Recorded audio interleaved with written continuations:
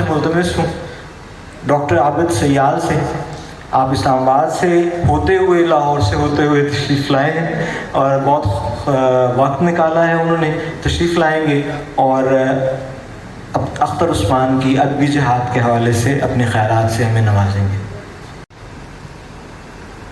بہت شکریہ مرزا صاحب، صاحب صدارت، صاحب جشن،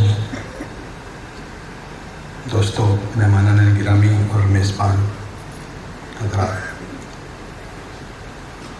میرے لیے یہ بہت بڑا اعزاز اور بہت بڑی عزت کی بات ہے کہ ہمارے دوست اور اتنی بڑی ادبی اور شعری شخصیت جناب اختر عثمان کا جشن ہے، اور کچھ مہربانوں کی نہ آنے کی وجہ سے مجھے یہ موقع ملا کہ میں اس طرف جا سکوں، ورنہ میں ادھر کا آدمی ہوں۔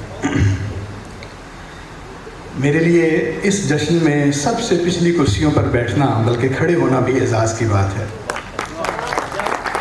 اور اس اعزاز کا باعث صرف اختر عثمان صاحب کی شاعری نہیں ہے، وہ ایک بہت بڑی وجہ ہے، لیکن اس کے ساتھ ساتھ اتنی ہی اہم وہ وجہ ہے جو آپ کو اپنے بھائیوں کو دیکھ کر ہوتی ہے۔ آپ کے بھائی آپ کے والدین کی نشانیاں ہوتے ہیں۔ ہمارے استاد مشترک ہیں اختر صاحب کے اور ہمارے۔ ہم نے ان بزرگوں کو جنہوں نے اختر صاحب کو اور مجھے اور میرے بہت سے دوستوں کو جو ہم عمر تھے سکھایا، پڑھایا، بتایا، اپنے پاس بٹھایا۔ ظاہر ہے ہر کوئی اپنی توفیق کے مطابق سیکھتا ہے، تو جتنے لوگ ان میں موجود تھے ان میں سے سب سے زیادہ جو سیکھا ہے وہ اختر نے، اور کچھ چھینٹے جو ہیں وہ ہم پہ بھی پڑے۔ تو اس وجہ سے اختر صاحب کی موجودگی جو ہے شہر میں کسی جگہ پر، ہماری ملاقات کم ہو زیادہ ہو، وہ ہمارے لیے حوصلے کا، تقویت کا، عزت کا باعث ہے۔ تو میرے لیے یہ بہت بڑی بات ہے کہ آج میں اس جشن میں، اس خوشی میں ان کے ساتھ شریک ہوں، اور جس طرح کی باتیں نوید مرزا صاحب نے کی ہیں اور یقیناً وہ سچ ہیں، تو میرا خیال ہے کہ یہ شہر جو ہے آپ کا ذوق، آپ کے لوگ مبارکباد اور تحسین کے مستحق ہیں کہ اس سے پہلے انہوں نے خورشید رضوی صاحب کے ساتھ ایک ایسا ہی جشن کیا، اور اس کے بعد اختر بھائی کے ساتھ ہو رہا ہے، اور یہ سلسلہ آئندہ بھی جاری رہے گا۔ اپنے عہد کے بڑے آدمی کو پہچاننا یہ سب سے پہلا شعور ہے جو ہمیں حاصل ہونا چاہیے۔ شہرت ایک اور شے ہے، وہ بھی اچھی ہی ہے، میں اس کو ایسا نہیں سمجھتا کہ وہ کوئی بیکار چیز ہے، محنت سے ملتی ہے، جن لوگوں کو ملی ہوئی ہے ان کو ملنی چاہیے کیونکہ وہ اس پہ لگے ہوئے ہیں، لیکن اصل چیز وہ احترام ہے جو آپ دل میں رکھتے ہیں کسی کے لیے۔ تو پاپولیرٹی بھی ایک چیز ہے۔ مثلا ابن صفی نے ایک دفعہ میں نے ان کا انٹرویو ایک دیکھا، تو لوگ ان کو کہتے تھے کہ یہ جاسوسی ناول لکھتے ہیں اور ان کا کوئی ادب میں مقام نہیں ہے، تو ان سے کہا گیا کہ آپ کے بارے میں یہ کہتے ہیں لوگ، تو اگر ایک ناول رکھے ہوئے ہوں کسی کتابوں کی الماری میں، تو آپ کے ناول کی جگہ جو ہے وہ اس الماری میں کس جگہ پہ بنے گی؟ تو انہوں نے کہا کہ میرا ناول جو ہے وہ الماری میں نہیں، قاری کے تکیے کے نیچے پڑا ہوا ہوگا۔ تو بات یہ ہے کہ کامیاب آدمی کون ہے؟ کامیاب آدمی وہ ہے جو وہ بنے جو وہ بننا چاہتا تھا۔ دنیا کے حساب سے ہو سکتا ہے آپ کچھ اور سوچتے ہوں، دنیا کے پیمانے کچھ اور ہوں، ہماری خواہشات کسی دوسرے آدمی کے بارے میں کچھ اور ہوں، لیکن کیا وہ خود وہ بن سکا جو وہ بننا چاہتا تھا؟ اگر ایسا ہے تو وہ ایک کامیاب انسان ہے۔ تو اس حوالے سے اگر دیکھا جائے، مجھے بہت سارے شکوے ہیں اختر عثمان صاحب سے، ان کا ہم اظہار بھی کرتے رہتے ہیں، مجھے بھی، میرے دوستوں کو، ان کے ہم معاصرین کو، ہم سب کو۔ اس طرح کے شکوے ہمیں کچھ اقبال سے بھی ہیں، اس طرح کے شکوے ہمیں کچھ راشد سے بھی ہیں، کوئی غالب سے بھی ہیں، کوئی میر سے بھی ہیں۔ مثلا غالب سے ایک شکوہ مجھے یہ ہے کہ اچھے خاصے شعر کہتے کہتے لوگوں کے جھنجھلاہٹوں کی وجہ سے اس نے اپنا مقام یا اس نے اپنے کہنے کا جو کینڈا ہے اس کو کم کر لیا۔ कुछ शेर रेख्ता पे अगर आपने देखे होंगे, कहीं गालिब के मतरूक कलाम में से 2-4 गज़लें उन्होंने उठा के कहीं लगाई।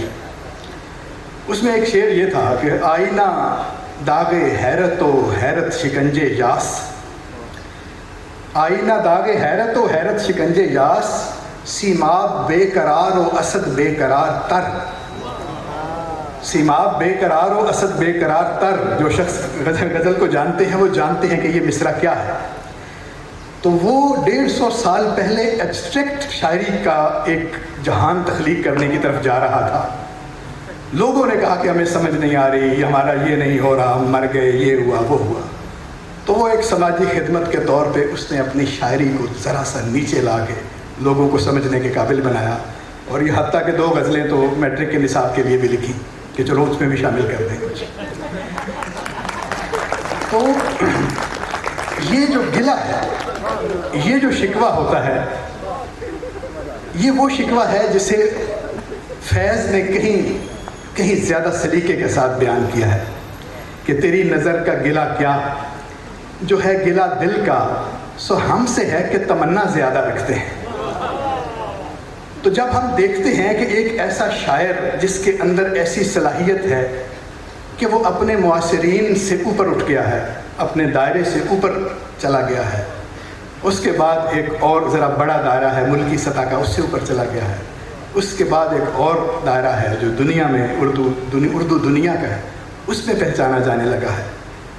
तो हम ये चाहते हैं कि अब ये उससे ऊपर उठकर उन अकाबरीन के साथ जाकर आंखें मिलाए जिनको वक्त और ज़मान और मकान का बैरियर क्रॉस करने की जिनमें सलाहियत है और उनको रोक नहीं पाते। तो जो तवक्कुआत हैं या बाज़ औक़ात शिकवे पैदा होते हैं, तो वो ये मोहब्बतें हैं और ये भी एक तरह से अपनाइयत और ओनरशिप का कि हमारा आदमी है और उसमें इतनी बड़ी सलाहियत है कि वो इससे भी बड़ा काम कर सकता था, उसको इससे बड़ा काम करना चाहिए। अल्लाह ताला उनको ज़िंदगी और सेहत दे। उनके पास बहुत बड़ा हुनर है। बड़े से बड़े लोग जो हैं अपने ज़माने के, वो मान के नहीं देते थे एक दूसरे को। मीर से उनसे पूछा कि कितने शायर हैं हमारे ज़माने में, तो उसने कहा कि 2 हैं, एक मैं हूँ और एक सौदा है। उसने कहा कि जो मीर दर्द साहब हैं उनके बारे में, तो उन्होंने कहा अच्छा 2.5 कर लो चलो। तो मीर को आधा शायर गिनने की एक वजह ये थी कि मीर साहब सिर्फ गज़ल लिखते थे। मीर दर्द की बात कर, दर्द गज़ल लिखते थे सिर्फ। तो उस ज़माने में यकफना कहते थे ऐसे आदमी को जो एक सिर्फ में इजहार कर पाता है। तो उस तनाजुर में अगर हम अख्तर साहब को देखते हैं तो जितनी बड़ी सतह की वो गज़ल लिख सकते हैं, उसी दर्जे की नज़म लिख कर दिखाई है उन्होंने। जिस दर्जे की नज़म उनके पास है, उतनी ही शाइस्ता और अच्छी तवील नज़म एक और सिन्फ उनके पास मौजूद है। जिस सतह की तवील नज़म उनके पास है, उससे बड़ी सतह का मरसिया उनके पास है। और वो सिर्फ एक ज़ुबान में नहीं, 5-7 ज़ुबानों में एक जैसी शायरी कर सकते हैं। फ़ारसी में वो लिखते हैं, अंग्रेज़ी में वो लिखते हैं, पोठवारी में लिखते हैं और उर्दू में लिखते हैं, और जितनी ज़ुबानें उनको आती हैं या हम समझ सकते हैं उनमें लिखते हैं। और आप में से असातिज़ा हैं, ज़्यादातर आप जानते हैं कि जो शख्स जितनी ज़्यादा ज़ुबानें जानता है वो उतनी ज़्यादा कायनातों से वाकिफ़ होता है। हर ज़ुबान की अपनी एक कायनात है। तो वाक़ियतन जिसको हम शश जिहाद कहते हैं, तो वो शख्स है जो एक से ज़्यादा ज़ुबानों का इल्म रखता है, उसमें तख्लीकी सलाहियत रखता है और उनके बारे में बात कर सकता है। तो हमारे दौर में बहुत कम लोग ऐसे हैं जो असनाफ का इस कदर तनव्वु जिनके पास मौजूद हो, हुनर ऐसा हो कि वो हर सिन्फ को शीशा करके दिखा सकें, और ज़ुबानें जितनी वो जानते हैं हर एक में एक जैसी तख्लीकियत का मुज़ाहिरा कर सकें। और कभी आप उनको, अभी हम उनसे गुजारिश करेंगे जब वो पढ़ेंगे कि वो हमें तमाम ज़ुबानों में जो अपनी शायरी है उसके नमूने दिखाएं, तो आप देखेंगे कि वो जिस ज़ुबान में पढ़ते हैं ऐसा लगता है कि यही उनकी असल ज़ुबान है।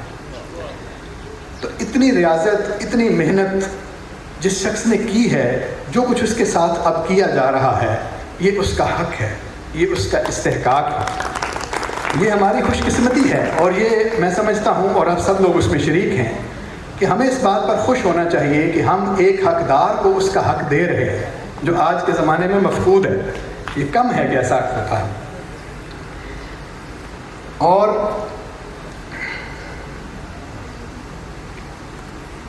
یہاں پہ مصرع لکھا ہوا ہے اختر صاحب کا کہ میں عجب آدمی ہوں، زندگی شیر کے میلے میں گما دی میں۔ اب ظاہر ہے یہ ایک شاعرانہ ایکسپریشن ہے، گما دی میں نے، اصل میں تو لگا دی میں نے ہے، تو وہ خرچ نہیں ہوئے، صرف ہوئے ہیں اس میں، اور اس کا حاصل ہے ان کے پاس ہے۔ تو یہ گما نہیں دی۔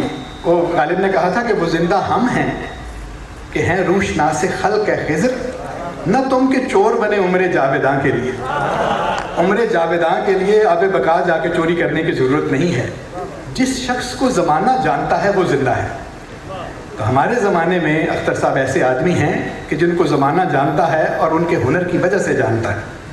تو یہ جو زندگی ان کے شعر کے میلے میں ہے، یہ انہوں نے گنوائی نہیں، لگائی ہے، اور اس کا بہت بڑا حاصل ہے۔ اور ایک بہت بڑی خصوصیت یہ ہے کہ آپ بڑے بڑے لوگوں کو دیکھیں کہ پھر بعض بار آپ سوچیں گے کہ غالب کو یاد کر کے آیا ہوا ہے، ظاہر استاد ہیں تو ایسے ہی ہم نے کچھ رٹے لگائے ہوئے ہیں، وہ خواہ مخواہ سامنے آ جاتے ہیں۔ بامن میں آویز ہے پدر، بامن میں آویز ہے پدر، فرزند آذر را نگر، ہر کس کے شد صاحب نظر، دین بزرگاں خوش نہ کرد، کہ اے میرے باپ مجھ سے مت جھگڑا کر، ذرا فرزند آذر کی طرف دیکھ۔ جو شخص صاحب نظر ہوتا ہے اس کو بزرگوں کا دین خوش نہیں آتا۔ تو زیادہ تر ہمارے لوگ ایسے ہوئے جو پچھلوں کو رد کر کے اپنی دیوار کھڑی کرتے ہیں، اور ظاہر ہے یہ بھی ایک بہت بڑا کام ہے، ہمارے جدیدیت والے لوگوں نے یہ کیا۔